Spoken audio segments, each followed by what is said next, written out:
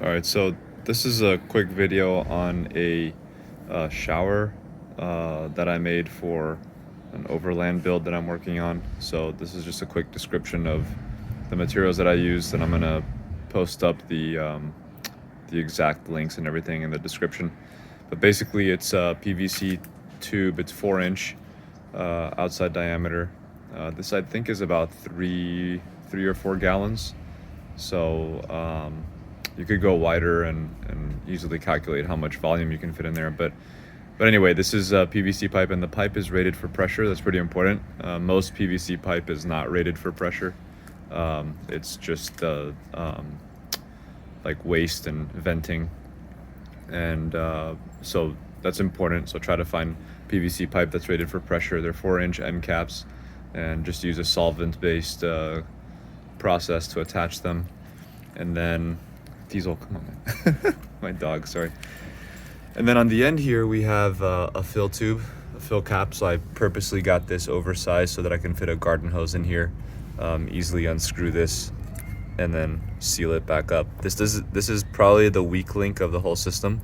So if the pressure goes up above about 10 psi inside, this seal starts to leak. So I'm gonna see if I can remove the seal or redesign it in some way. And then here you just have the Schrader valve. So then the concept is you fill this with water almost full, and then you pressurize it. You add about 10 to 20 pounds, I found is enough.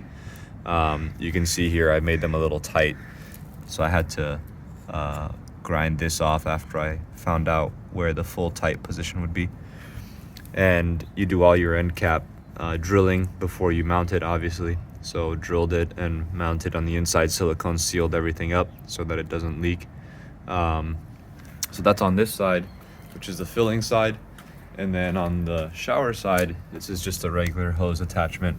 And again, I sanded this down a little bit to make it flatter, so the surface and the seal would be flat. And this will be mounted up on a roof rack. So I wanted to have this valve face down so that when I'm under the shower, I can turn it on or off instead of the valve being on top. It would be kind of awkward to reach over it. So that's why it's rotated downwards.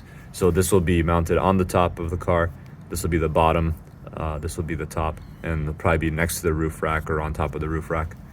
And yeah, and then I just got a regular, just a couple feet length of hose and a head. You could get more sophisticated with this and actually do a shower head, but and then I painted it black with this is just truck bed liner. So I had some extra, some of it laying around, and should be tougher than paint.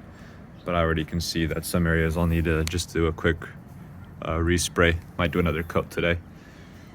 And the black should help heat up the water a little bit, as long as there's some sun on it. And I pressure tested it and everything. It works great. So this was about $80 in materials. And they go for about, $200 if you have someone else build it for you, but it's really not that difficult. Having a big enough vise to clamp the ends and do the drilling, and then having the drill bit size and the hole saw. This one I needed a hole saw. I think it's about 1.5 inches. Are really the only tools that you need, and obviously the drill. Cool. Hope this is helpful.